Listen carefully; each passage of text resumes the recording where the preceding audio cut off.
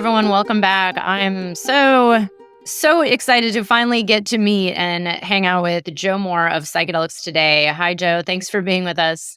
Thank you for having me. I'm excited to be here for my first time. Yeah, so good to finally have you on. So Joe Moore co-founded Psychedelics Today in 2015 with Kyle Buller. As CEO, Joe has created one of the world's best-known psychedelic podcasts, blogs, and training platforms. Joe combines 20 years of experience in software and multinational project management. He is also an expert in transpersonal breathwork and much sought-after international speaker on the intersecting subjects of psychedelic medicine and healing, breathwork, drug policy, medical innovation, international justice, and environmentalism.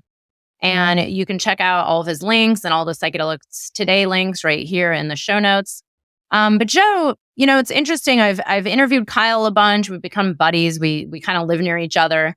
But with you, I didn't really even know your role in Psychedelics Today and your background until I found out you're also a fellow burner.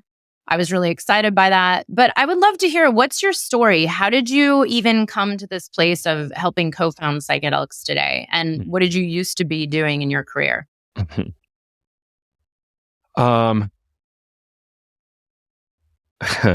It's always fun to answer that. I appreciate it when people take pause and don't just play the tape, So I'll say the first time I bumped up against this material was in 2001 as part of my philosophy undergrad.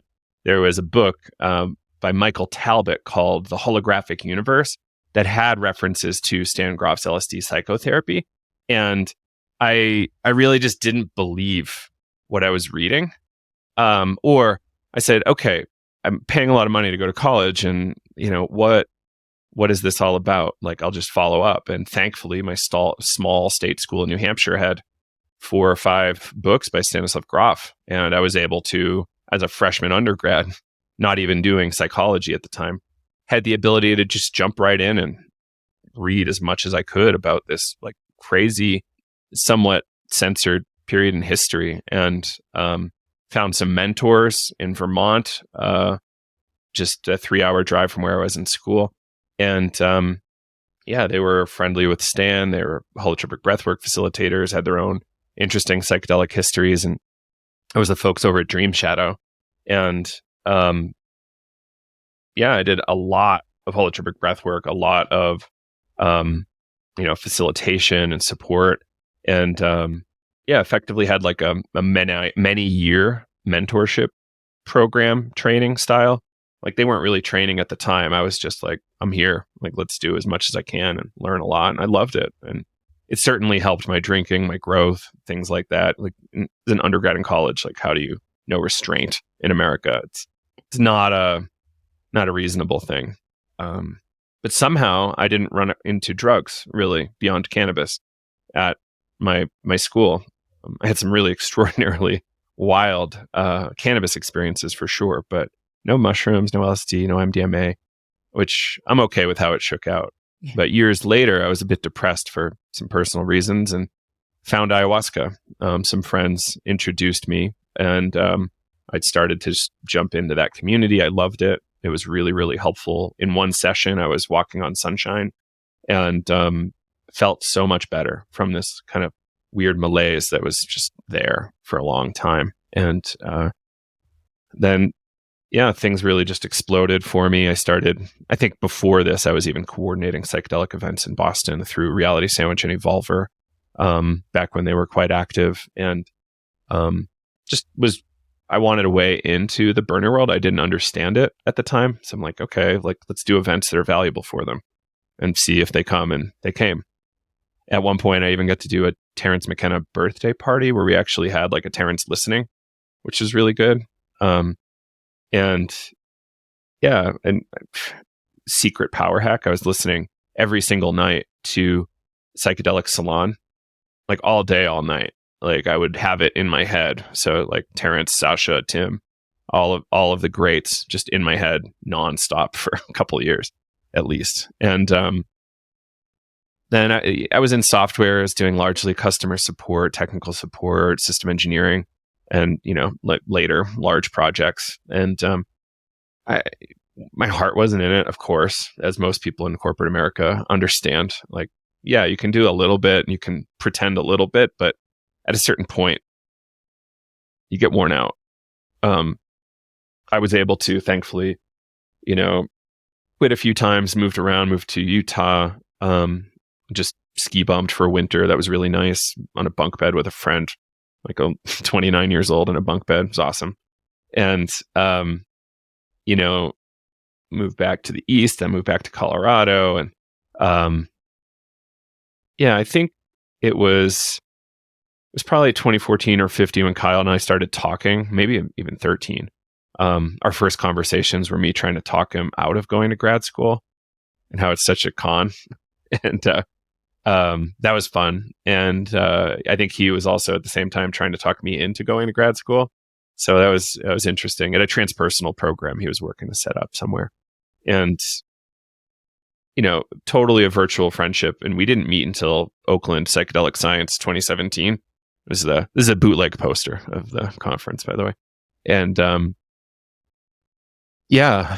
we had a great time there. And that might actually not even be accurate. Anyway, we decided we wanted to start Psychedelics Today because transpersonal psychology generally was not getting enough play in the story.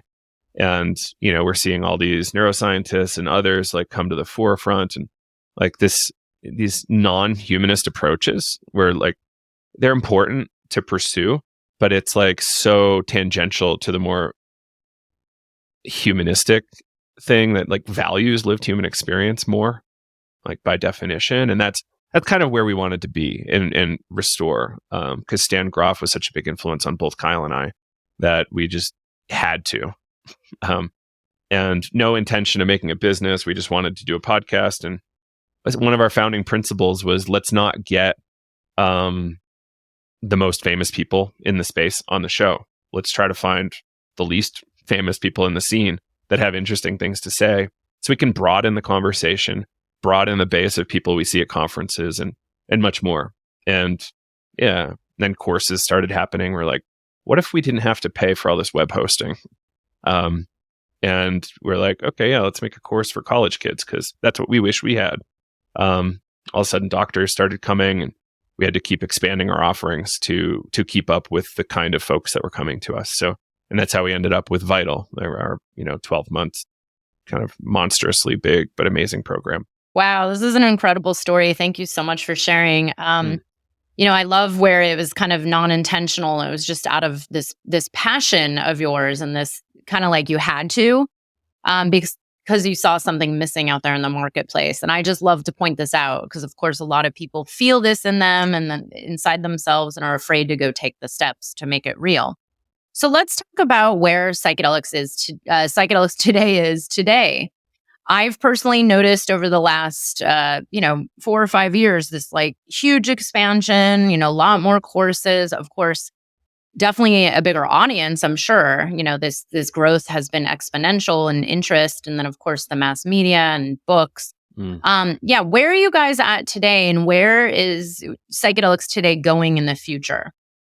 Oh, big questions. So where are we today?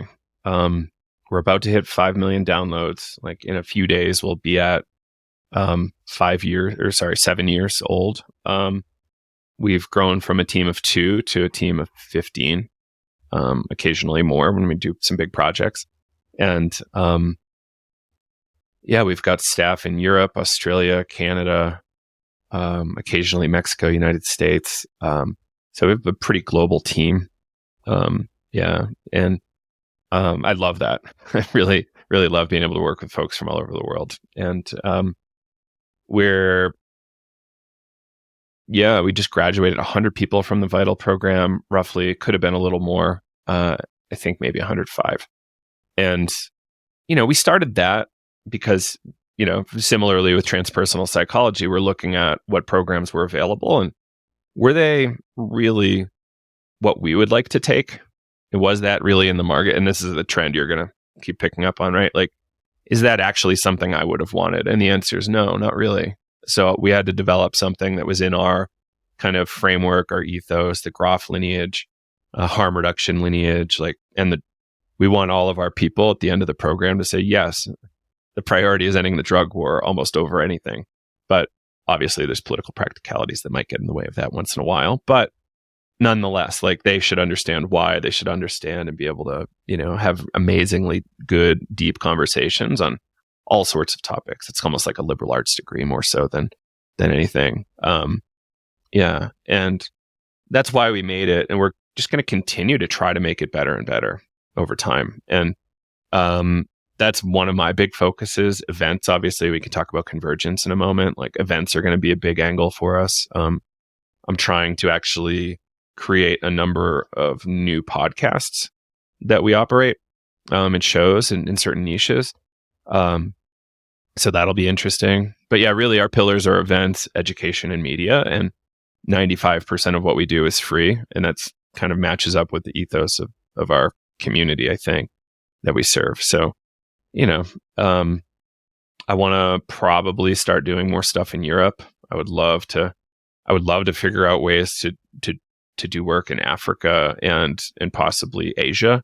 Same with Australia, but nothing too concrete that's really shareable. But media and events are definitely things we're looking at there. Maybe training. Yeah. Incredible. I love that vision. And I can't wait to hear more about these mini podcasts that you're going to do. And is this all in I'm assuming, the psychedelic space? And is it that you envision going into more specific niches and having a podcast on that? Or is it, yeah, totally, like short? Exactly that. Okay. Yeah.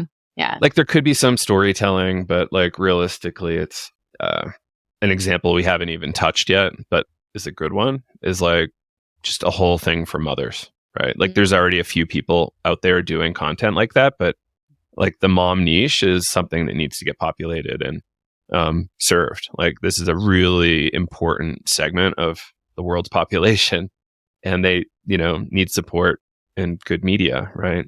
And then there's, what if it was Psychedelics Today, but operated by all Indigenous people?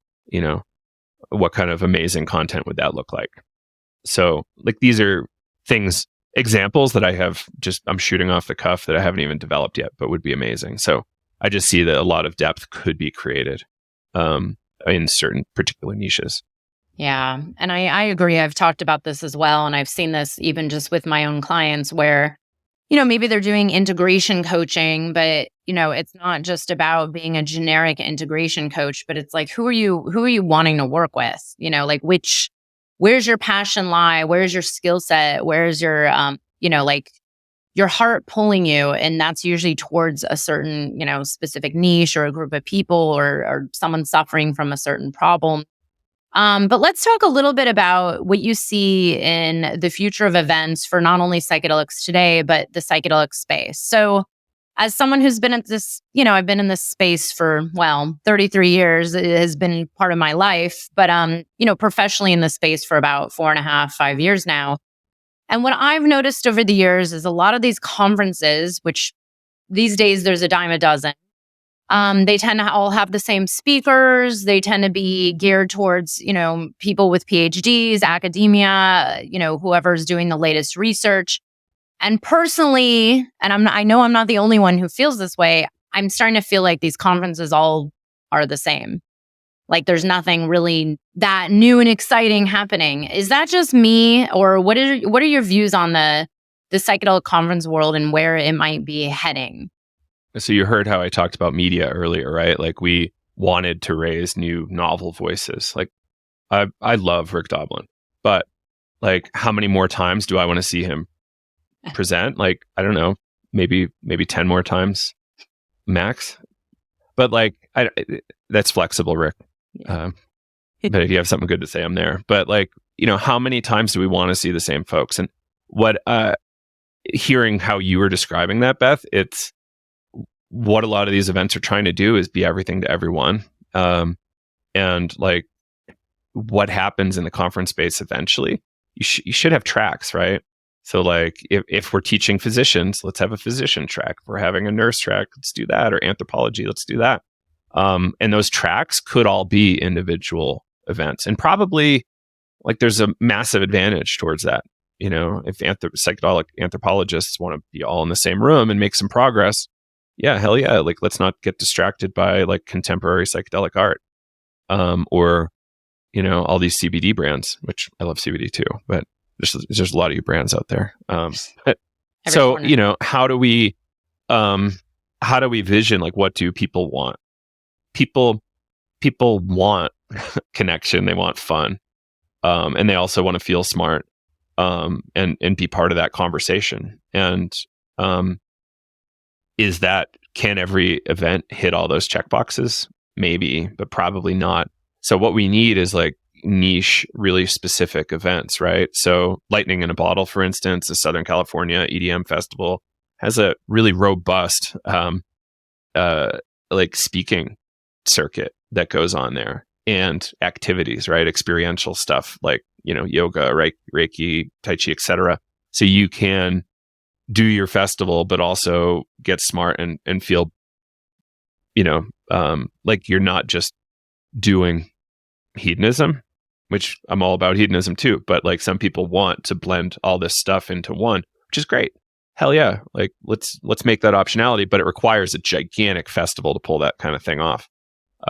Like Convergence was trying to do this new thing. Is it okay if I jump into like what Convergence was trying to do? Cool. So, Convergence was this festival. We had to cancel it twice, unfortunately. The first time it was my fault. I was too ambitious. Second time, the city kind of just shut down the venue's ability to operate. So they weren't able to be available for us. You can verify this on the city website if you want. So they're still not open. And it's like a month or two later. It's tough. So we were trying to make a fully immersive art and community experience with a good amount of lecture and interactivity. And so we were developing custom pieces of artwork that were immersive in really interesting ways. We had community artists from LA developing other stuff for us. So there was going to be art pieces to help trigger conversation and community. There's going to be really cool like tea lounge zones for people to hang out in. And all sorts of experiences. I think even cannabis on site was going to be allowed, which like you can't really do that at Horizons inside, right? You could, but don't soon. Do it. Yeah. So we were trying to create something in between festival and conference. And that was our vision. We were going to have nightlife there. It was a beautiful art park that had 3D projection like everywhere possible. So we could have custom artwork by tons of different artists just going over these huge spaces. And yeah, it was going to be incredible. And that's what we were looking at. And we were also saying, who do we want to see on stage? And deliberately picking people who weren't getting highlighted elsewhere. So that's... Thank you. You're welcome. I'm going to be at the MAPS conference. Everybody should go. But people were telling me regularly that they were going to come to Convergence over MAPS. And I was really excited and honored by that. Like, that was our vision. So, it really sucks. We're not square with everybody yet. We're still working on it. And we plan to make everybody whole. It's just a shitty situation we're in. But we do hope to do this again in some capacity. The vision might have to be curtailed a little bit for the first couple, but we're still, working on what is that intersection of, what do people want? What do you want to hear? One talk about chemistry, one talk about a phase 3 trial, and like why this thing was, yeah, right. So no more. Those conferences are important and should happen, but advertise yourself as such and develop your programming like to fit certain verticals, right? Like Horizons was amazing for such a long time because the community was so small. The audience was so small, and we're all fascinated in everything. Like, one of the things that made me want to commit to this space was thinking, okay, across all of the different sub aspects of psychedelia, we're never going to run out of anything to talk about. Never, ever. And I said, okay, with that, I think this is more exciting than anything I'm doing in computer land. Like, let's jump in. I can probably do this for the rest of my life. And like, that's how we ended here. And yeah, with that like huge amount of things you can talk about, not everybody's ready for certain material, like, yeah, or even interested. So Yeah, hopefully that's a good rundown on the future of events. Yeah. No, and I'm glad you brought this up because, for me as someone who's, I'm a business coach in this space. I don't have a PhD. I'm not doing research. Yes, I understand the chemistry and how it affects the body and all the science behind it. But what I think, because this is something I've heard from a lot of people, especially the clients I've worked with over the years, that we are more than just psychedelic therapists and researchers. There's a ton happening in the overall, industry. And, I always hesitate to use that word, but it is an industry now. And there's people doing different things. And it's like, there does seem to be this missing piece with a lot of these conferences. And this is actually what has sparked my online conference and a lot of other online conferences around, okay, well, let's go into a niche, or let's talk about a social aspect of it, or a human perspective, and not so much like the science and the latest research and PTSD and healing trauma. Because it's exactly as you say. Like, I have so much gratitude and respect for all the people in academia doing this amazing research that's pushing this ahead. But at the same time, I actually probably will not go and sit and listen to anybody at Psychedelic Science this year, because it's like, yeah, it doesn't interest me anymore. And I think that's a lot of people. We're all going for the connection and the community, the networking, for other discussions that are going to happen outside of just the typical, like seeing Robin Carhart Harris speak once again, and he's amazing. But, it's like you said. So this is something I was looking forward to. Convergence. This is some of the best talks I've been to is at Burning Man, or at other festivals where there's just discussion and community. So I really hope that, Convergence comes back, even if it happens to be smaller, because I think this is a lot of people in this community are craving that need for connection and community and networking, and also trying to get this right, beyond the legalities, regulations, and science. But how do we get this right as a whole? So this leads me to my next question, which is, it's a big one, but where do you see this whole psychedelics industry going? Like, do you feel that things are moving in a positive direction? Of course, the public hears legalization and they get excited, but we all know there's a shadow side to everything. And I'm curious, as someone who's really at the front lines, do you see this all going in a positive direction? And also, what are your concerns? Just a few. Keep me on track. So, yes, I think it's amazing what's happening. And I think this is going to really, really, really help the human species as a whole. And it's also going to be bumpy, right? So there's going to be some big fights. In the IP side, the corporations are going to sue the shit out of each other for quite a while. And it's going to look a little bit like software, where like Apple and Microsoft are just constantly suing each other, like, Canon and, Nikon suing the shit out of each other constantly, and Samsung in the mix too. Like, that's the kind of stuff. It's just going to be forever lawsuits on this kind of pharma side, which sucks, but that's the nature of the system we're in. Is that worse than hundreds or many thousands of people dying with anxiety needlessly, right? Or living longer with an addiction? Like, we've got to balance these things. And what is worse? Like, just because it doesn't smell right, is that really worth spoiling the party? And what I hope for, and I'm going to work for forever, I hope, is a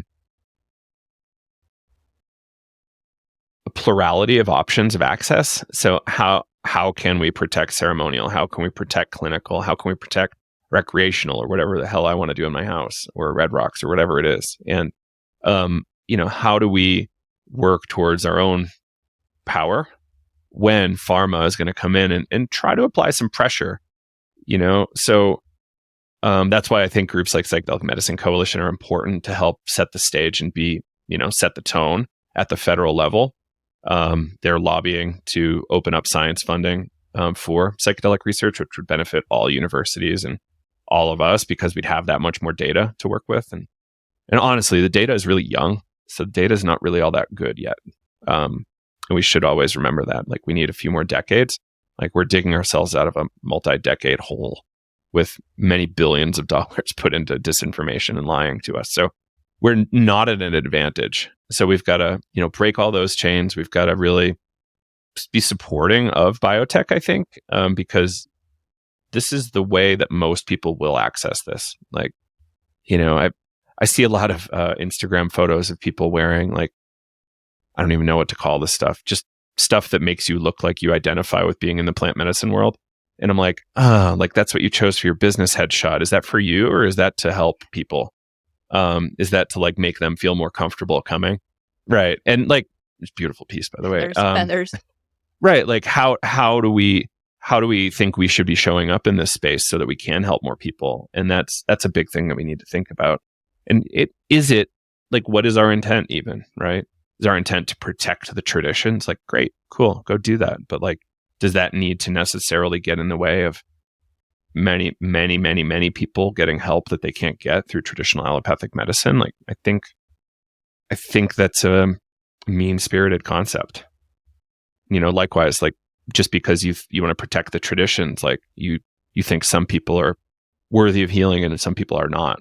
Like, the conversation around veterans sometimes is really disheartening in the space for that angle. So, like, what I think we're going to see is a lot of fracturing. I hope we see some unity. I would love to work towards unity. I've had my trust broken many times by people in the space, so it's a little hard for me as an individual to want to put myself on the line for more people. But I think I will. But it's more around, like, the trust building with people who have already broken it. And that's something that we really need to look at and figure out what's our way forward. Have you heard the new Pam Kriskow or Paul Stamets lines about canceling and inclusion in the culture? And they've had some really good things to say lately. I don't know where it would be recorded. Maybe Psychedelic. Paul gave a pretty good pitch on that. Like, you never know the other person's story, right? But you can project all day, right? Projection is the word of our century. and for instance, like, people think we've taken on massive amounts of capital from external investors. We've taken on $0 of external capital, and, like, which is cool. It's also terrifying, and, like, there's some reasons why it's a good idea for me to look at, but that's a projection. People are like, oh, look, big bad psychedelics today. I'm like, really? Like, we give away so much. So for Vital last year, Beth, we did $211,000 in scholarship, self-funded. We had a little bit of help from some sponsors later, like $20,000 maybe total. And then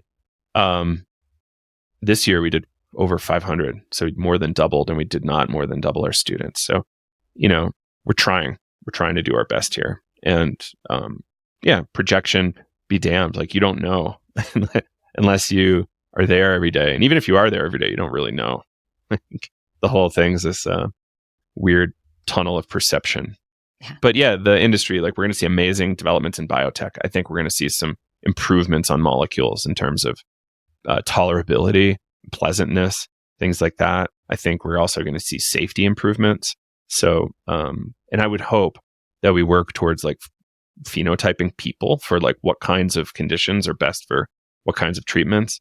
I also think we're going to see developments on the recreational side. Like, as we're seeing now, there's so many products with, like, high design packaging that, some look like the trucker pills you'd see at a gas station in the Midwest somewhere, but, like, some look amazing. And you wouldn't know it wasn't from Whole Foods or some boutique.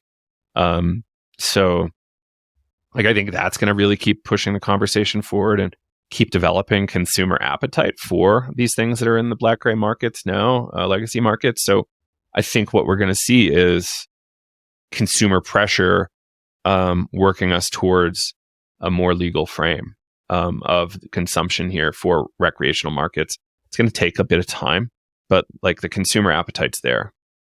And moms are going to play a big part in that. Veterans are going to play a big part in that.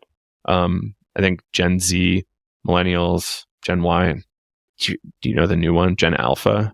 Because it's alphabetical and they just started over again with the Greek alphabet. Oh no. Yeah. So like, I think there's going to be some interesting cultural things coming from these younger folks too, in terms of culture shift for us, and push. Do you hang out with many like people in their early 20s? Couple, not I many, do but lately a couple. because they Around. work here, so I get Yeah. to learn so much. I also live in a ski town, so like that's a big part of our population. It's like super young people, and it's fascinating to hear how they think about this topic and also climate and how they relate. And it gives me hope. Yeah. So I think we're going to see some cultural change there as well. Thank you so much for sharing. I generally, and I'm an optimist overall, because I always see the bigger picture here. It's like you say, it's like the healing of humanity. It's like we are in a mental health crisis. We're in so many other crises. And what's more important? Picking on the measly solopreneur who's just making ends meet in the psychedelic space, i.e., people like me and you, right? Like you're not a solopreneur anymore, but we're just regular people trying to work towards a bigger vision that we want to see for the planet. And I keep telling people, look, if you're going to cancel and project, you know what? Here's a VC with a few $1 billion. It might be better for you to project onto them instead of me, right? Like this whole, because I stand very much like you, is like, why are we interested in this to begin with? And, when you actually work with indigenous elders, most of them, at least all that I've worked with, they all have a vision of unity. And it isn't about like, oh, well, these medicines are only for us, and because you're white, you can't come in here, or because you're from Colorado and not from the jungle of Peru, you can't do this medicine. I have never heard that happen once. Like the people I've worked with, they're like, actually, yes, I think it's good that you're speaking about this in public because the world needs this. So I'm glad you brought that up, because it has been very, I'm sure you see this even more than I do. It's been kind of contentious in the psychedelic space. It's the second money gets mentioned, or the second, venture capitalists comes up, people are like up in arms, and including me at times. I'm like, oh my God, they're going to patent psilocybin strains, which by the way is already happening. But yeah, I'm curious, what do you say about because the fact is, we're in this capitalistic system, whether we like it or not. It exists right now today. Maybe it won't in the future. But what do you say to people when they do come up against like money and psychedelics? Because right now we are in this kind of weird place where it's not so accessible. As someone who maybe wants to be let's say a psilocybin therapist, it's not going to work to charge $200 a session. And even $200 is not very accessible for some people. Because time, energy, how it goes. So what do you say to people when it comes to, receiving money in the space or having conversations about money? The fact is most of these psychedelic therapies are quite expensive right now. And even ceremonial containers tend to be on the expensive side now too. So, what are your solutions for this, or thoughts around this?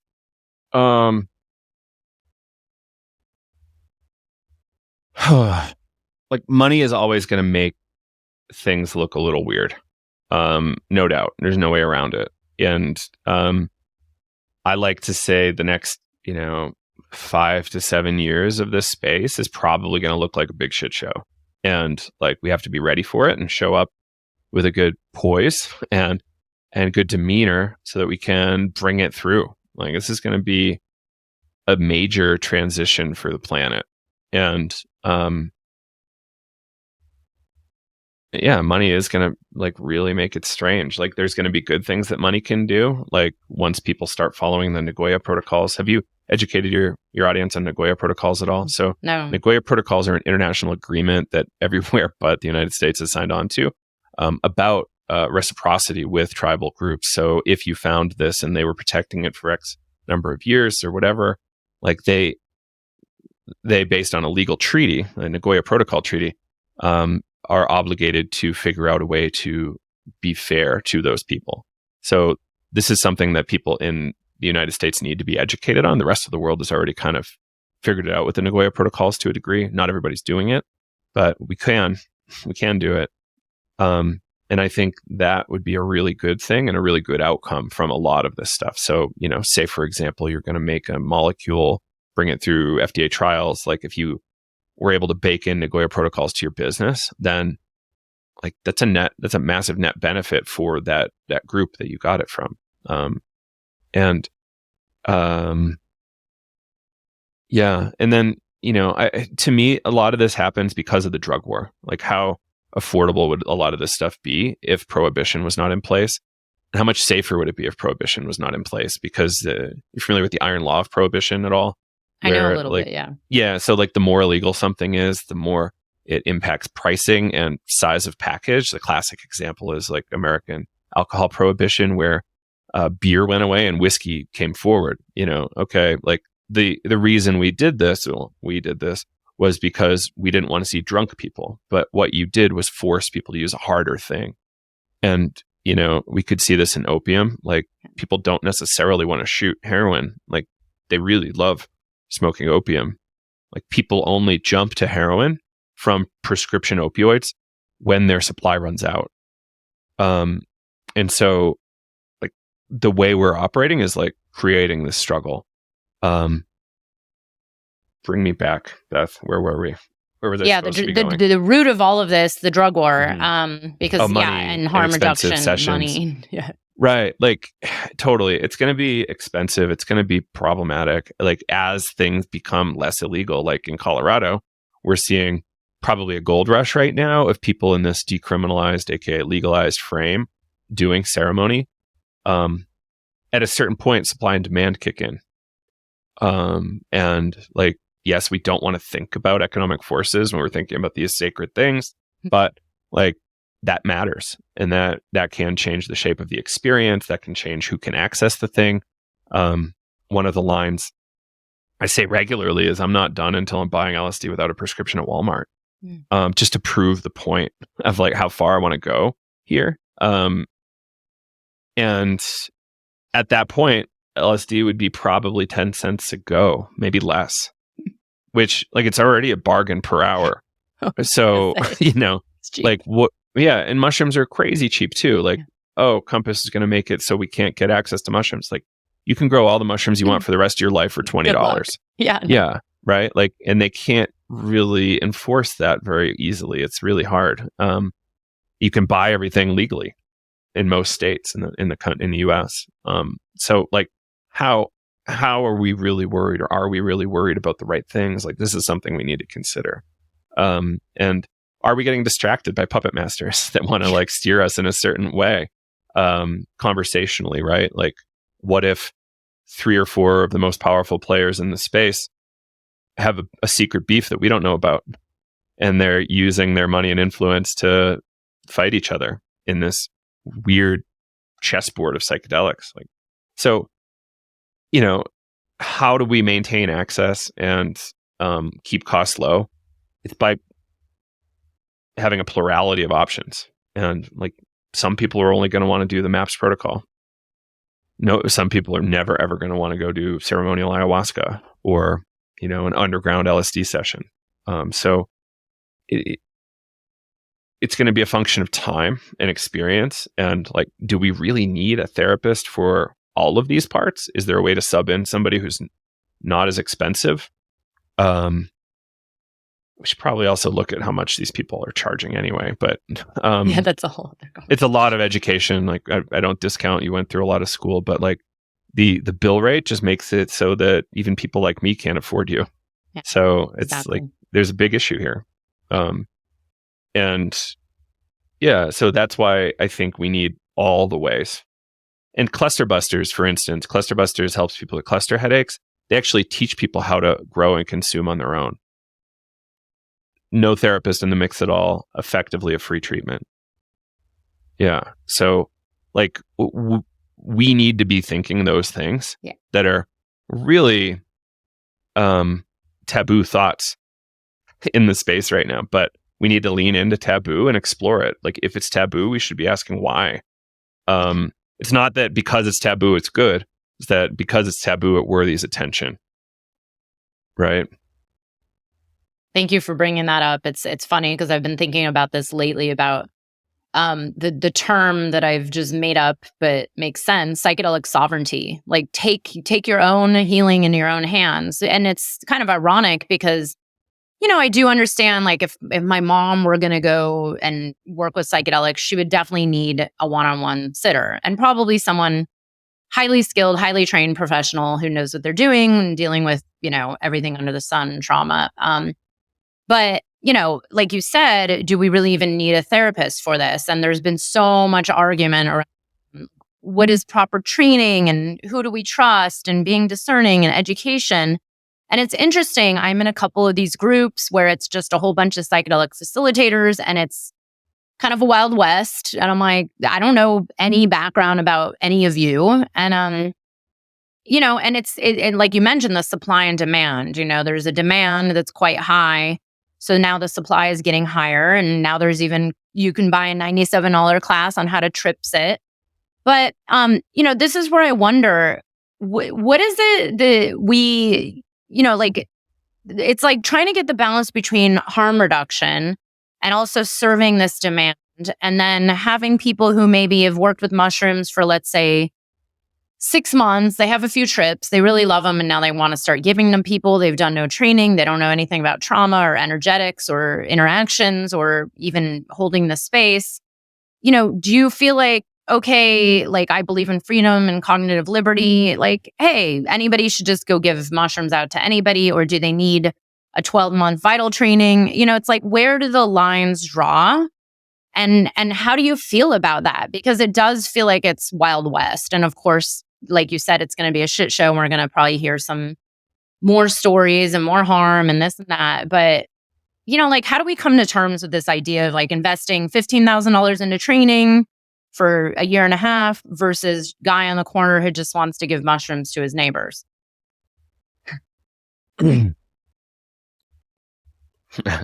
Two juxtaposed points here. Yeah. Like, humanity has been doing this for many thousands of years. Second, holotropic breathwork training, no drugs involved whatsoever, and it's at least 2 years, at least. So how do we balance those two? Because I believe in both of them, but I have no idea. So what I try to do is contextualize with scope of practice a little bit. So are you actually the right person for that person? Yeah, like, that's pretty much it. Like, are you the right person for that? Can you, for sure, do you believe you can keep them safe? And some people have a lot of baggage and a lot of stuff that's not okay for an amateur to just throw in, like 5 grams of mushrooms too. Right? Like, that's not, like, yes, a lot of these things can self-resolve, totally. Like, there is some validity there. Like, if someone does an unguided, or poorly guided session, like, yeah, there's a chance you could turn out better. There's also a chance you might be in a more frazzled state for a bit. That said, that kind of, like, shitty post-experience state for a lot of us is part of the journey.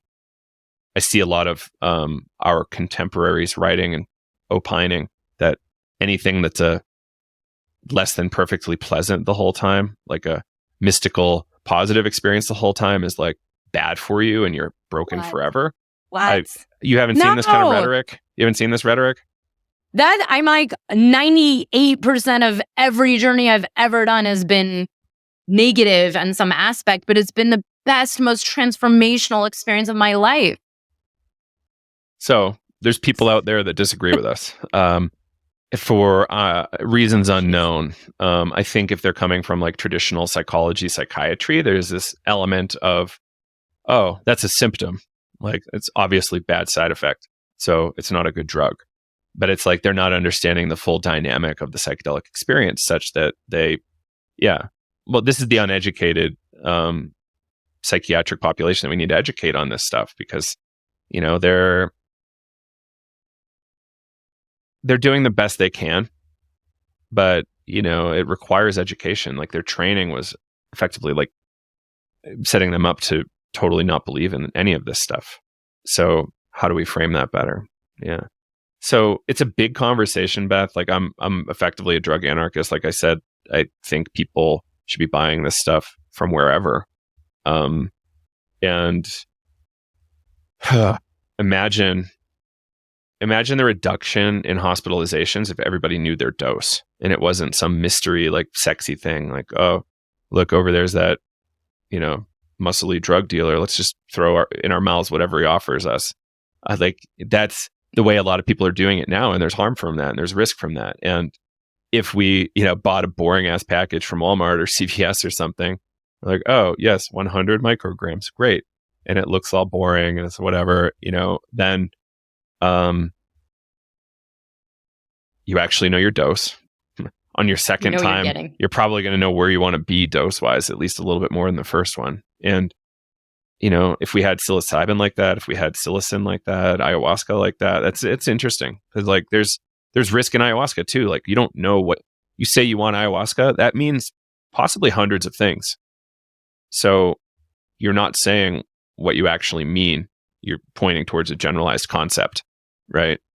And that's a problem for our community and for us, like, navigating this weird world together when we don't share definitions, at least a little bit. Like, I'm sure your definition of integration in mind's a little bit different, right? And like that's something that we're going to sort out as a community over time, I hope. And microdosing, like people don't even agree on what microdosing is, right? So there needs to be a lot of cultural maturation and education. Like again, we're digging ourselves out of a multi-decade, multi-billion-dollar drug war. And we haven't had a similar amount of money and resources come in to counter the drug war rhetoric. So we've got a fight ahead of us. And yes, like I would love to see everybody have that neighbor that's growing and you can go buy from the neighbor. Like to your point earlier though, like should that person step into a guide role? Probably not. But that said, like who am I to tell somebody what they can and cannot do? And I wish more people thought about that, even despite there being risk and harm, because there is often plenty of consent going on in those scenarios.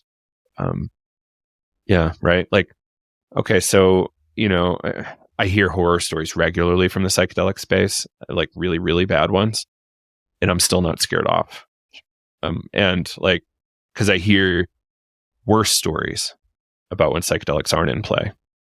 Like, I heard this really crazy story about a paraplegic blind girl that sought euthanasia recently because she couldn't get psychedelic therapy. And horrifying. And like, that's the extreme, right? And I think she was also a minor. CRPS, fibro, like the works. It was like not an okay existence. So I feel for that. And I really hate that's where we're at. So that's why I'm like, okay, the feds aren't taking care of us. Like they're keeping us safe, but like, are they really? And we need to take a lot into our own hands. And like, you're right, sovereignty. And that's why Vital is not just for therapists or doctors. We're doing it for everybody. And I think more people should be trained because this is a more human skill. And like, yeah, therapy is amazing. It works well for folks, but you can't operate if you're operating under your license, you can't operate like a normal human. You have to operate within certain rules. They call them ethics. But you have to act a certain way, which isn't necessarily perfect for people. Like, for instance, how touch sometimes needs to be in session is not necessarily something people can do if you hold a license. Yeah. Which is a problem. I've actually done podcasts on this.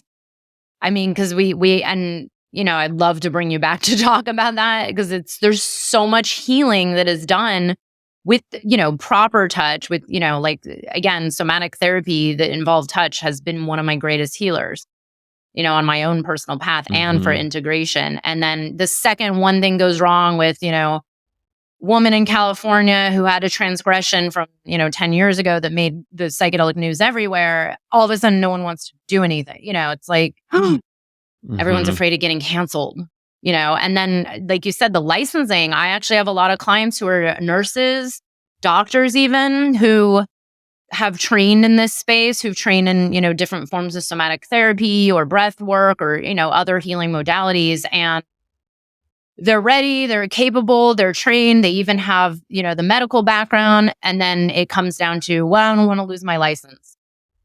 I hear this all the time. My license. And I'm like, But then they say, oh, but I have all these clients who are suffering and they're not getting help and they don't know where to go. And we've tried everything, and it's like you said, we're so focused on like what's going wrong and who did what. And like, the one white person that's serving ayahuasca is bad or whatever it is. I've heard everything at this point.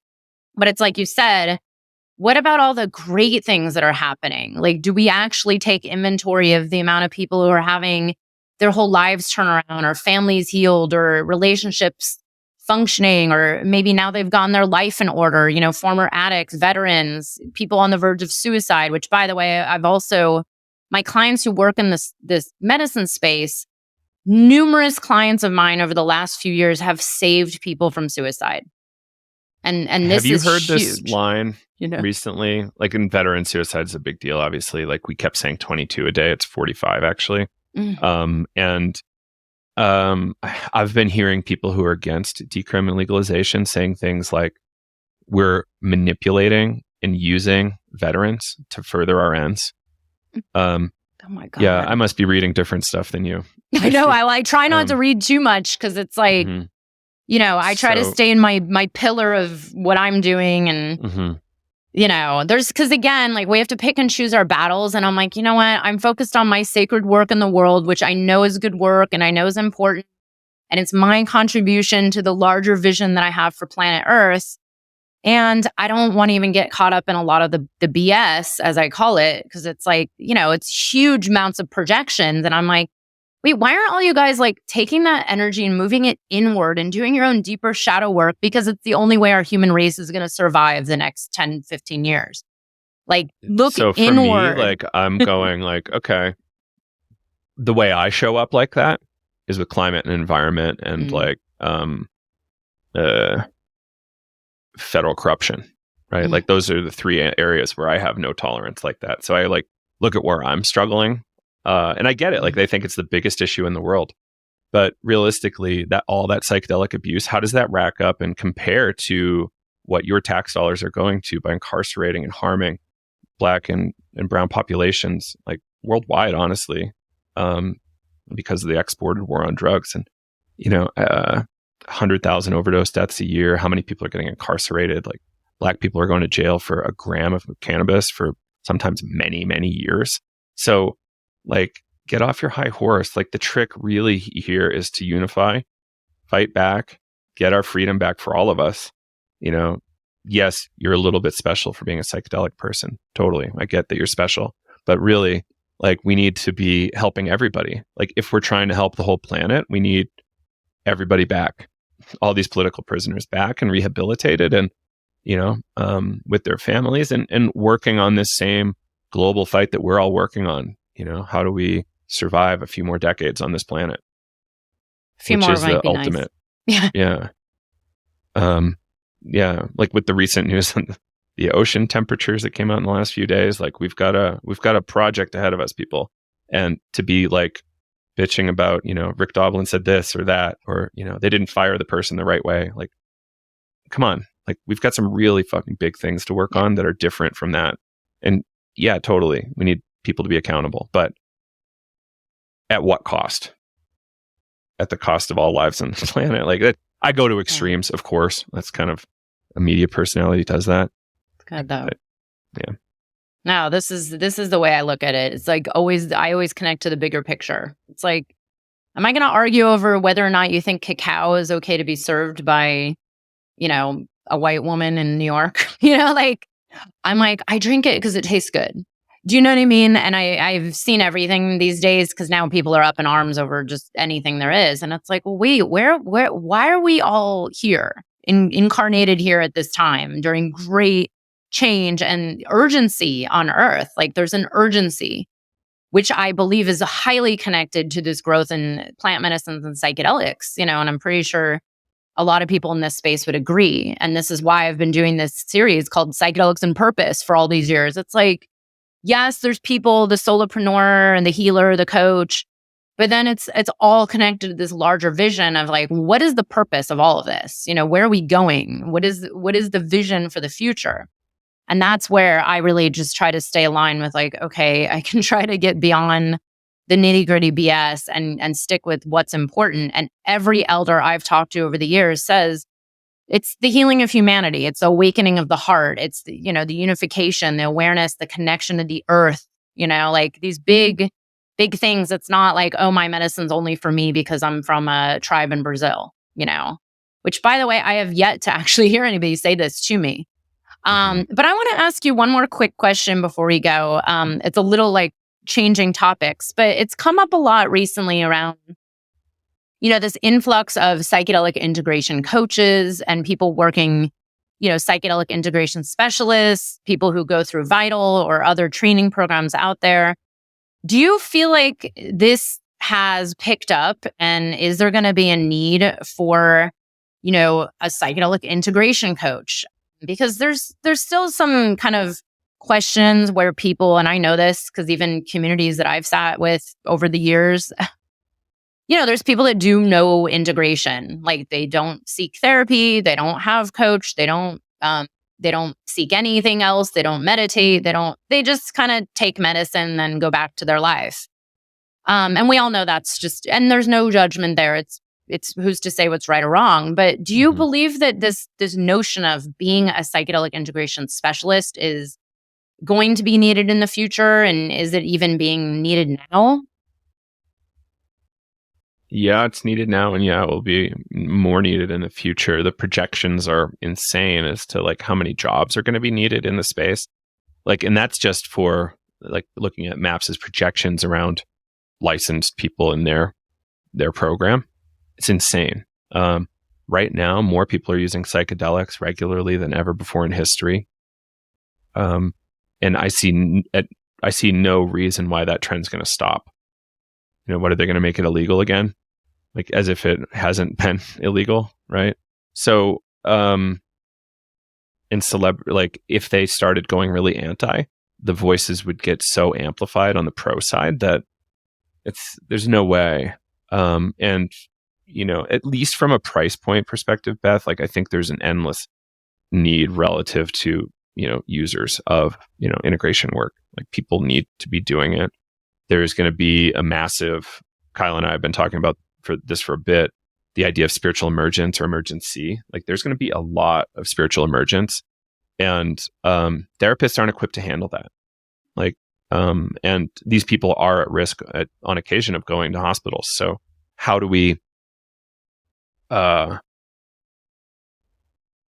look at that realistically? Because I don't think we have even good projections yet on what this looks like at scale, like what kind of numbers are we going to see? But there's going to be a need for people to be, specializing in how to care for these folks and how to bring them back well so they're not in the hospital for the rest of their life, right? Which doesn't always happen, but it could. And it's, we need people with the skills and understanding of the human psyche such that they can address that. And Groff's book, what was it? It was his book on spiritual emergence. It was a really good one. I think Christina was the primary author. Stormy Search for Self, like talked all about spiritual emergence. And it was about Christina's kind of battle with alcohol and spiritual emergence. And this is something that people need to get. And what I would hope in the integration world is that people keep getting educated, keep getting trained, and, perhaps voluntarily, treat it like a CE thing. Like you need to do 10 hours of CE per year at least. I don't know if there will ever be a certifying body for this, but maybe. Yeah, so that's what I hope. And yeah, I think there's no end in sight for how many people are going to be needed, at least for the next 50 years, in my opinion. No, thanks for bringing that up and sharing. And I know because I've actually seen what I've been witnessing even in the work I'm doing is like, whoa. I mean, things are just moving so fast, and it's like people are just coming into these it's like an overnight process, especially when you throw in go on a dieta in the jungle, you come back, and it's, life is never the same. It's not like you don't just go back to life as it was. And that's where, more and more I'm seeing so much need for this. And, but, it's been interesting to kind of watch the last few years as there's more and more people popping up in this space. Like, where is this going? Is this going to be a thing? Are people actually going to say to themselves, I might need to integrate that experience. We'll see. But Joe, I want to give you a few minutes to plug what's coming up. I know you guys just started, I think, the new cohort of Vital. I will be seeing you at Psychedelic Science. But what else does Psychedelics Today have coming up that people need to know about in the next, few months? So in the next few months, we're launching a number of cohorts of navigating psychedelics. That's our 9-week, 47-hour program that we can do CE for. So we've been running that for many years. People seem to love it, and it's a great way to jumpstart your community worldwide. Sometimes people are in the same city, which is crazy to me, but I love it. That's probably our biggest news for the rest of the year. We are looking at conferences and events, and I think we're going to be partnering with the Psychedelic Medicine Coalition for their Washington, D.C. event. That's going to be kind of really policy focused. Again, focus.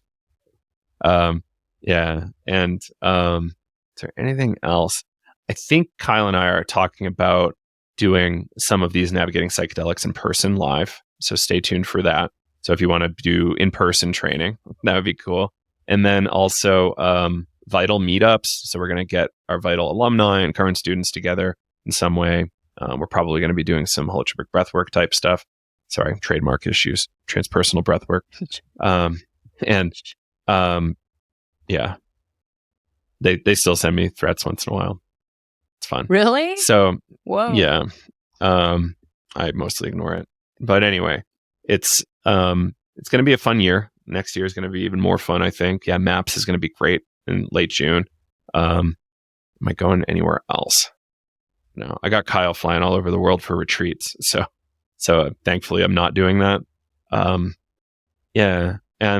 Stay tuned for other kind of media projects and podcasts. Like, if people don't know, we have a couple books. We've got a integration workbook and a trip journal, both available either on our website at psychedelicshop.com or on Amazon. If you want a hard copy, you can get it there. Launching all sorts of new classes, microdosing, neuroscience, like plenty of fun stuff coming up over here. Yeah. Just only wish I could produce all the courses I wanted to. I hear you there. I have so many ideas and it's like so little time, but it's coming. Awesome. Thank you so much, Joe. This has been really amazing. And we're going to have you back on in the next, just kind of have status updates of this industry and where everything's going. And thank you. I just want to thank you so much for being at the forefront and doing all this work, taking a lot of the hits for a lot of us and, forging ahead and not giving up, especially, I always remind people it's like we are literally birthing this new, industry, even though it's ancient. But we've never done this before. So try to have some compassion, some unity, and focus on this bigger picture that we're all in this for. So, yeah. And be aware there are effectively intellectual terrorists out there that don't want us to have certain conversations. So be bold, have those conversations. And if those bullies come at you, know that you're in really good company. We need to form a coalition on this, please. Someday.